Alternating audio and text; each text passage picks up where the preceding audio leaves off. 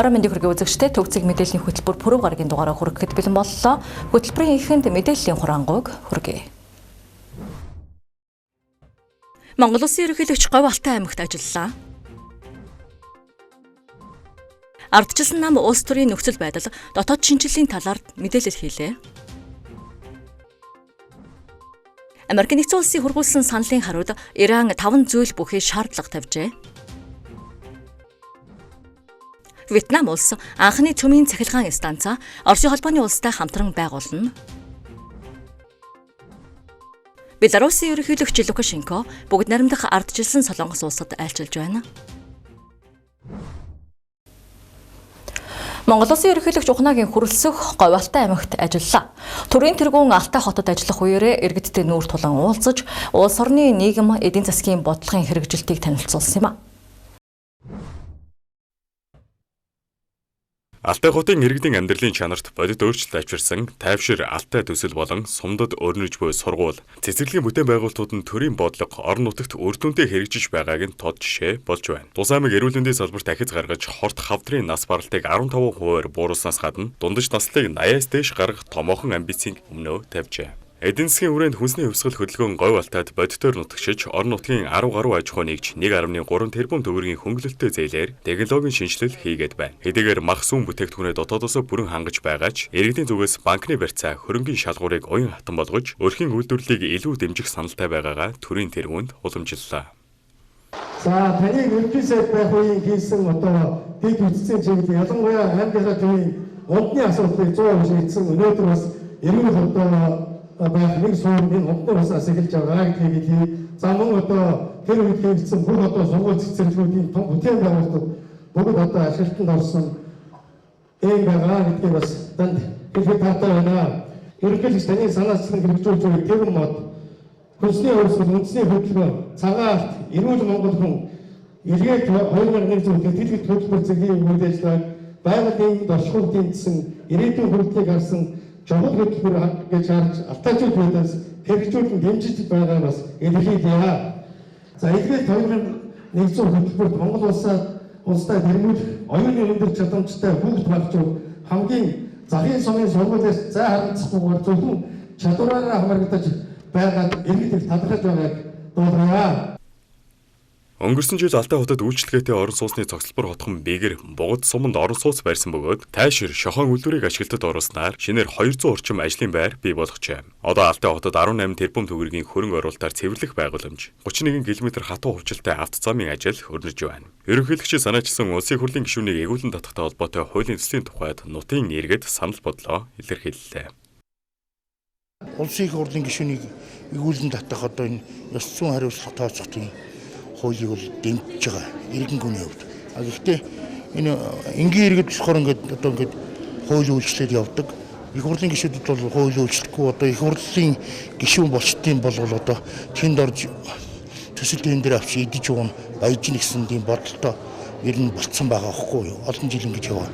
Тэгээд тэнд их хурлын гишүүн болоод тэрийг бол одоо хуулийн батлахгүй чуулганд ингээд суухгүй бол ард иргэдээс яаралтай тийм одоо аффлекшнэр санал авчих хэрэгтэй байхгүй.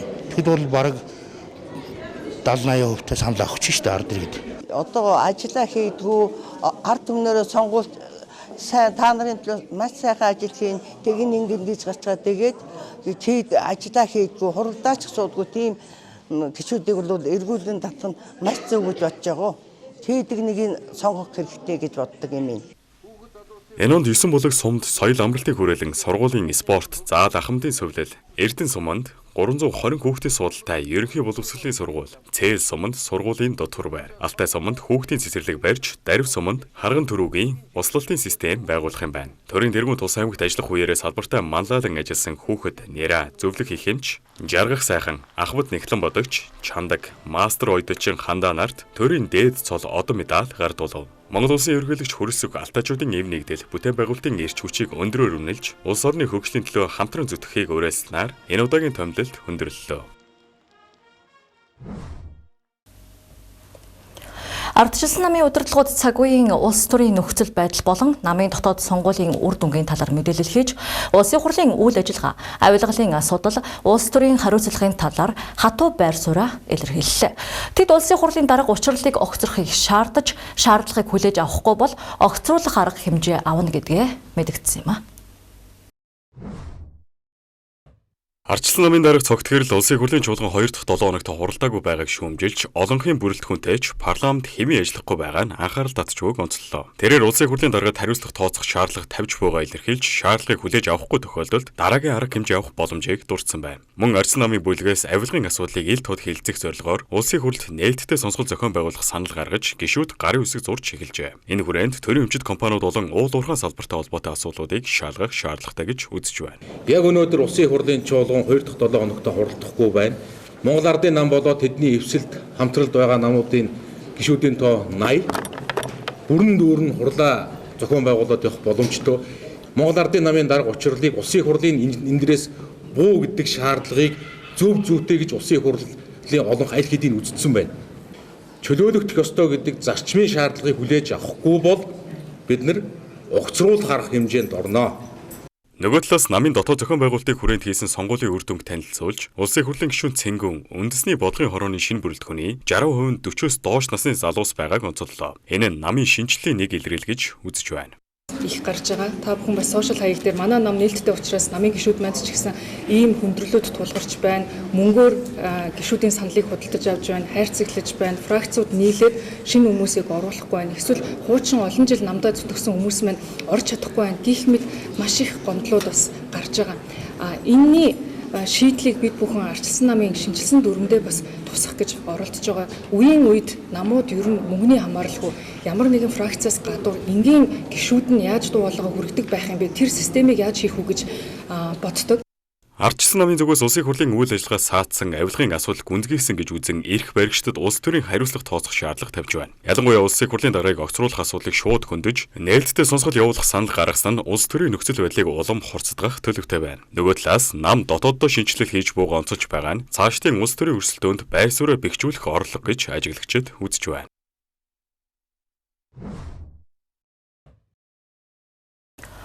Хуулийг товчоор булангийн энэ удаагийн дугаараар бид нийгмийн хамгийн их хүлээлт үүсгэж байгаа төрийн эрх барих дэд байгууллагын сахилга баттай шууд холбоотой хуулийн төслийг онцолж байна. Энэ бол Монгол улсын ерөнхийлөгчийн санаачлан боловсруулсан Монгол улсын их хурлын тухай хуульд нэмэлт өөрчлөлт оруулах тухай хуулийн төсөл юм а.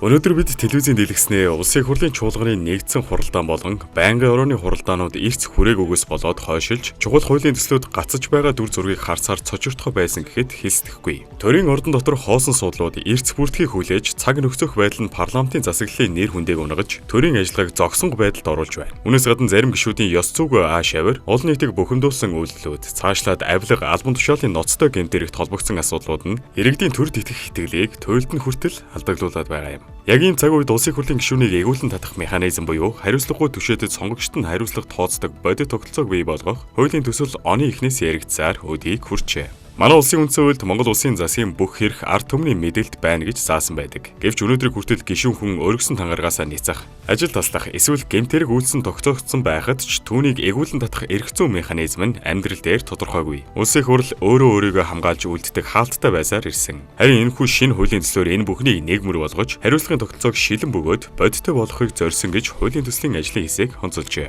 Тэгвэл ямар тохиолдолд улсын хурлын гишүүнийг эгүүлэн татах вэ?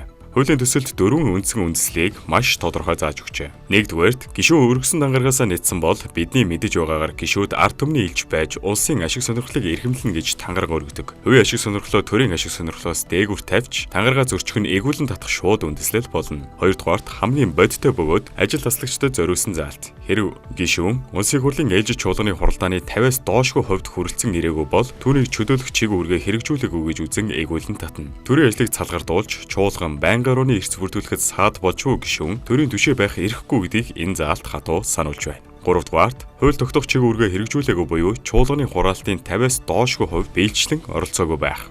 Чуулганы танхим зүгээр л суух бус шийдвэр гаргах үйл ажиллагаанд идэвхтэй оролцох нь гишүүний үндсэн үүрэг юм. Дөрөвдүгээрт гишүүний ёс зүйн дүрмийг ноцтой болон удаадаараа зөрчсөн бол хариуцлага хүлээн. Зарим гишүүдийн олон нийтийн өмнө гаргаж буй ёс зүйн үйлдэл, төрөмгүй харилцаа нь хувь хүний соёл гэхээс илүү төрийн дархлаа, парламентын нэр хүндэд шууд халдаж буй хэрэг хэмээн сонгогчид эсэргүүцэж байна. Төрийн төшөө хүн төрийн сүлдийг зөвхөн ингэртэй зөв биш, нээ авч явах, соёлдоо тээж явах ёстой гэх нийгмийн шүүмжлэл ирчээ авч байна. Энэхүү заалт батлагдсанаар ёс зүйн үйлдэл бүр нь мандатаа алдах эрсдлийг дагуулах болно. Харин эдгээр асуудлыг хэрхэн шийдэх вэ? Хувийн төсөлд иргэдийн оролцоог маш тодорхой тусгажээ. Иргэдийн гаргасан гомдлыг үндэслэн Улсын их хурлын ёс зүйн дээд хороо урдчлан хяналт үзэх бөгөөд үндэслэлтэй гэж үзвэл чуулганы нэгдсэн хуралдаанаар нээлттэй хэлэлцгээр заасан байна. Хамгийн чухал нь санал хураалтыг нууцаар бус илээр явуулж гишүүдийн олонх тэмцснээр шийдвэр хүчин төгөлдөр болно. Энэ нь гишүүд нэгнийхээ алдааг нуун дарагдуулдаг, нэгнээ хамгаалж үлддэг хуучин тогтолцоог бүр мөсөн халах юм. Түүнчлэн жигсаалтаар сонгогдсон гишүүдийн хувьд тухайн нам эсвэл ёс зүйн ноцтой зөрчил гаргасан гишүүнээ эгүүлэн татах саналаа Улсын их хурлын даргад өргөн мэдүүлэх эрхтэй болох юм байна. Өөрөөр хэлбэл улс төрийн намууд нэр дэвшүүлсэн хүнийхээ ёс зүйн өмнө хариуцлага хүлээдэг болох нь.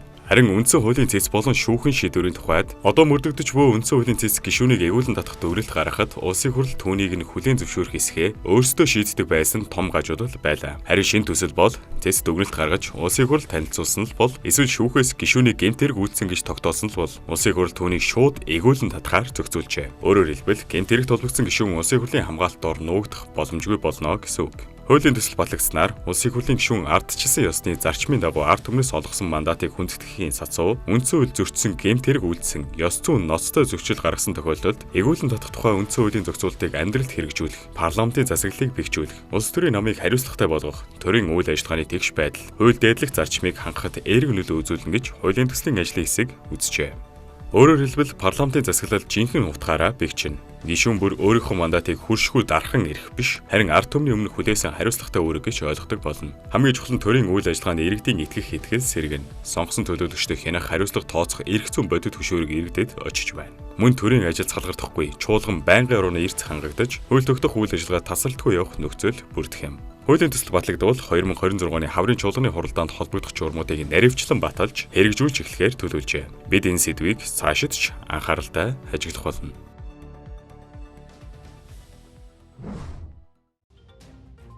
Засгийн газрын шийдвэрээр үндэсний баялагын сангийн өгөөжийг иргэн бүрд тэгш шудраг хүртээх арга замын талаар иргэдтэй зөвлөлдөх санал асуулгыг орон даяар зохион байгуулах гэж байна. Энэхүү санал асуулгын 1-р үе шатын сарын 27-оос 4-р сарын 3-ны хооронд үндэсний статистикийн хороотой хамтран явагдах юм. Санал асуулга олон улсын төврийн арга зүгээр сонгогдсон 1570 иргэн оролцох бөгөөд тэдний 740 нийслэлээс 830 нь орон нутгаас хамрагдана. Зөвлөлдөх санал асуулгын 2-р шат эх сарын 11-ээс 12-ны өдрүүдэд төрийн ордны их танхимд бол бөгөөд засгийн газрын хэрэг эрхлэх газрын дарга Бямц цогт бэлтгэл ажлын явцыг засгийн газрын гишүүдэд танилцууллаа. Бэлтгэл ажлын хүрээнд салбарын эрдэмтэн судлаачдын дунд эрдэм шинжилгээний баг хурал зохион байгуулж баялагын сангийн өнөөгийн байдал тулгамдж буй асуудлыг хэлэлцсэн байна. Цаашид уул уурхай банк санхүүгийн салбарынхантай хэлэлцүүлэг өрнүүлж баялагын сангийн хөрөнгийг арвижуулах, зүй зохистой зарцуулах оновчтой шийдлийг иргэдийн оролцоотойгоор тодорхойлох юм а.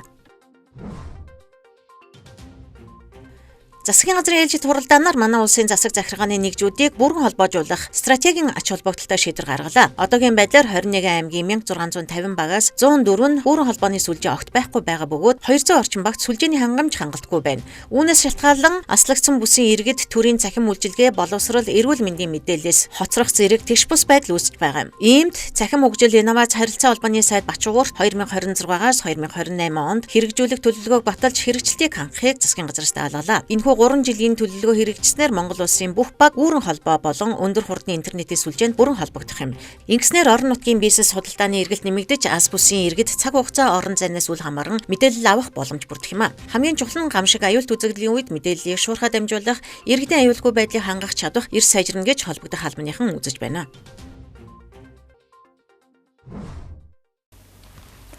Төвцөг мэдээллийн хөтөлбөр дотоод үйл явдлын мэдээлэл хүргэлээ. Одоо гадаад мэдээнд анхаарлаа хандуулна.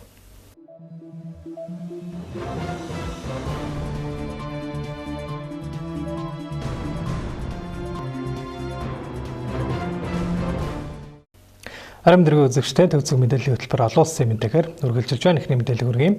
Америк, Израиль болон Ираны хооронд үүссэн мөргөлдөөнийг зогсооход чиглэгдсэн 15 заалт бүхий Америк нэгдсэн улсын саналыг зуучлагч Пакистанаар дамжуулан Иранд хүргүүлсэн бол үүний хариуд Ираны зүгээс мөргөлдөөнийг зогсоох 5 зүйл бүхий өөрсдийн нөхцөл шаардлагыг Америкийн талд эргүүлэн тавьсан байна. Лав гарагт Ираны хэвлэлүүдэд мэдээлснээр Америкийн нэгдсэн улсын төлөвлөгөөг хүлээж авахаас татгалзсан Тегераны эрх баригчид Ираны удирдагчдыг хөнөөхөө зогсоох, Ираны эсрэг дахин дайн дэгдэхгүй байх, дайны нөхөн төлбөр авах, дайсагналыг зогсоох, Ормосын хоолойдох Ираны бүрэн эрхийг хүлээн зөвшөөрөх ёстой гэсэн 5 нөхцөлийг дурдсан байна. Ираны эдгээр нөхцлүүдээс дайны нөхөн төлбөр болон Ормосын хоолойн хяналтыг цагаан ордод хүлээж авахгүй байх өндөр магадлалтай гэж ажиглагч нар үзэж байна. Ираны талаас мөн Америкийн нэгдсэн улсын ерөнхийлөгч Дональд Трампын заасан мөргөлдөөнийг зогсоох хуваарийг зөвшөөрөхгүй, Иран зөвхөн өөрсдийн хуваараар өөрсдийн нөхцөлийг хангасан тохиолдолд энэ дайныг дуусгана гэж мэдэгдсэн байна. Түүнчлэн Ираны тал Америкийн нэгдсэн улсын 15 зүйлтэй төлөвлөгөө саналыг хүлээн авсан ч шууд их бодлого байгааг тус улсын гадаад хэргийн сайд Аббас Аракчи мэдэгдсэн байна. Тэрээр зуучлагч улсуудаар дамжуулан мэдээлэл солилцож байгаа нь Америк нэгдсэн улстай хэлэлцээ хийж байна гэсэн үг биш гэдгийг онцолжээ. За тэгвэл цагаан ордны хэвлэлийн төлөөлөгч Кэролайн Левит мөн Ираны тал Америкийн шаардлагыг хүлээж авахгүй тохиолдолд цэргийн ажиллагаагаа эрчимжүүлнэ гэдгийг мэдэгдсэн бөгөөд Америкийн нэгдсэн улс явган цэргийн хүчээ ойрхон орнод руу татаж 82 дугаар дивизийн 1000 гаруй цэрэг ойрын өдрүүдэд тус бүс нутагт очих талаар их сурвалжууд мэдээлж байна.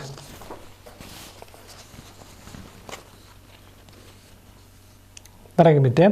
Вьетнамын анхны цөмийн цахилгаан станцыг барихад Оросын холбооны улстай хамтран ажиллах тухай засгийн газар хоорондын гэрээнд гарын үсэг зурсан талаар хоёр улсын албаны их сурвалжууд мэдээллээ.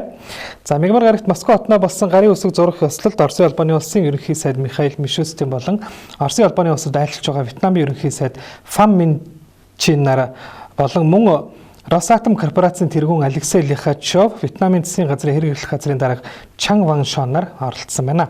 За Оросын холбооны улсын ерөнхий сайд Мишустин энэхүү цөмийн цахилгаан станцыг барих нь хоёр талын холбогдох салбар дахь хамтын ажиллагааг хөгжүүлэхэд хүчтэй түлхэц болно гэж мэдэгджээ. Вьетнамд атомын цахилгаан станц барих төлөвлөгөөг анх 2010 онд боловсруулсан боловч 2016 онд цуцулж байсан бол Оросын Росатом корпорац төслийг хэрэгжүүлэхэд оролцсон гэдгээ мэдэгдсэний дараагаар буюу 24 оны 11-р сард Вьетнамын тал төслийг сэргээхээр шийдвэрлэж байжээ. Нин тухайн нэг хэмээх атомын цахилгаан станцыг барих тухай засгийн газар хоорондын хэлэлцээрийн дагуу VVER 1200 реакторуудаар тоноглогдсон нийт 2400 мегаваттын хүчин чадалтай 2 блок цогцлборыг барих бөгөөд зураг төсөл нь Ленинградын атомын цахилгаан станцынхтай төстэй байх ажээ.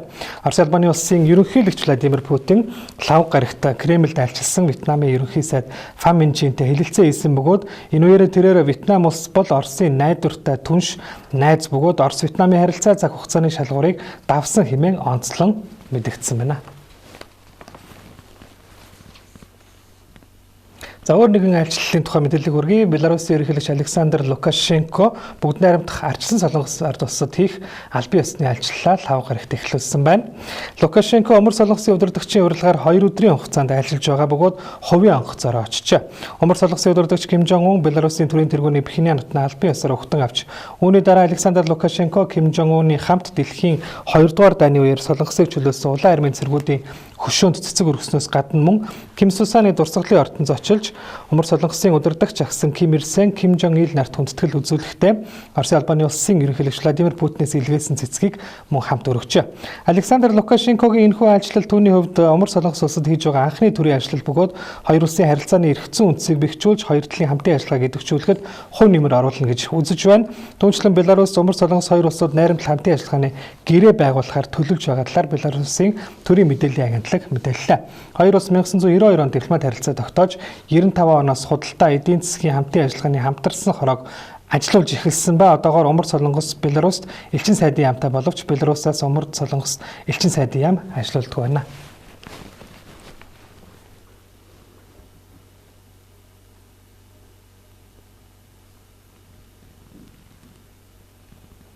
Үзэгч та бүхэндээ гадаад мэдээ хүргэлийн анхаарлаа хандуулсан баярлалаа.